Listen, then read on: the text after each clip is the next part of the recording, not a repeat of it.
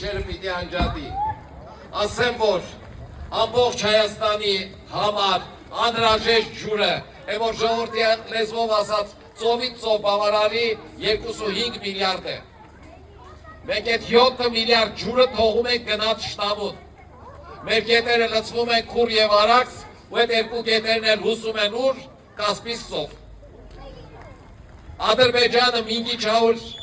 քաղաքում ջրամբար է կառուցել եւ ռոռոկում է իր գյուղացու հողերից, մենք մեր ջուրը թողնում ենք որ գնա։ Ինչ ենք առաջարկում մենք։ Մենք առաջարկում ենք կառուցել ջրամբարներ եւ այդ ջրամբարների 3 միլիարդ խորանարդ մետրը լիուլի օգտագործենք մենք, որևէ խնդիր չունենալով 2 միլիարդը վաճառենք։ 2 տարի առաջ մեր հարևան Իրանի տարածքում երաշտ էր եւ 1 խորանարդ մետր ռոռոկման ջրի գինը հասել էր 6-ից 8 դոլարի։ Երկրորդ, մեր լեռների քարերի մեջ բղինց, մոլիբդեն, ոսկե արծաթ կա։ Մեր հանքավայրերը ամբողջությամբ տնօրինում են այլ երկրի քաղաքացիներ ու ընկերություններ։ Իրենք էլ այդ տնօրինում են շատ վատ։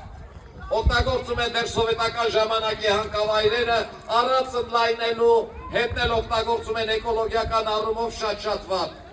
Հավատացնում եմ ձեզ, որ միայն Քաջարանի հանքավայրը կարող է տարեկան 1 միլիոն տոննա պղնձի խտանյութ արտադրել։ Իսկ 1 միլիոն տոննա պղնձի խտանյութը Հայաստանի Հանրապետության համախառն ներքին արդյունքը կավելացնի 4 անգամ։ Ինչն էլ նշանակում է, որ Հայաստանի բյուջեն կավելացնի 5 անգամ։ Այսօր Հայաստանի Հանրապետության բյուջեն 9 միլիարդ է։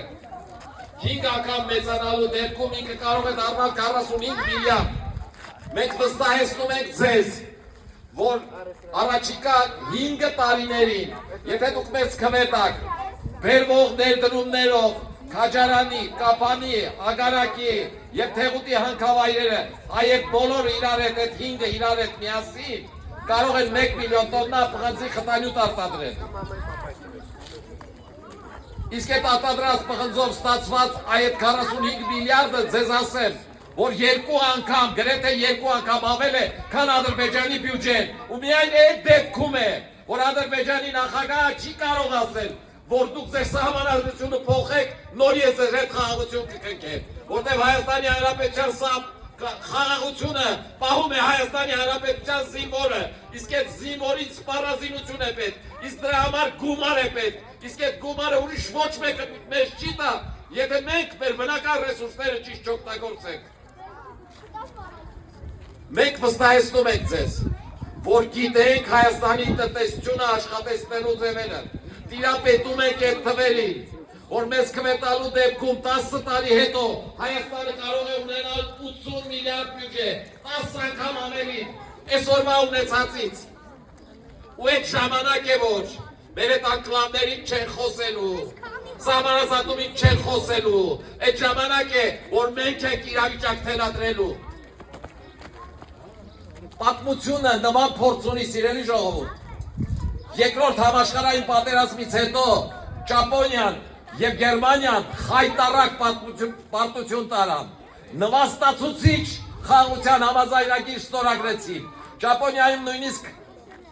ատոմային ռումբ կիրառեցին ու ոչ մեկը չգիտեր, թե ճառագայթումը ինչքան է շարժվելու ու իրենք ողջ կմնան թե չէ, բայց 10 տարի հետո իրենց հաղթած պետությունը ստիպված եղավ իրենց հետ հաշվի նստել։ Այսօր նայեք իրենց բարեկեցության աշխարհը, աշխարհի ամենաբարեկեցիկ երկիրն է, ու այս իրենց հաղթած երկիրը, երբ որ գնում են Տոկիո, նախանձով են նայում։ Մենք այս կարգի հաղթանակ ենք առաջարկում։ Հետևաբար, հունիսի 7-ին գնացեք ընտրատեղամասեր, վստահաբար վերցրեք 11-րդ համարը եւ քվեարկեք մեզ։ Ու վստահեցնում եմ ձեզ, որ մենք ամեն ինչ կանենք, որպեսզի դուք չսխճակեք ձեր քվեարկության համար, որպեսզի դուք 5 տարի հետո հպարտությամբ ասեք նորից ձեզ ենք քվեարկելու։ Շնորհակալություն ձեզ եւ լավ օր ձեզ։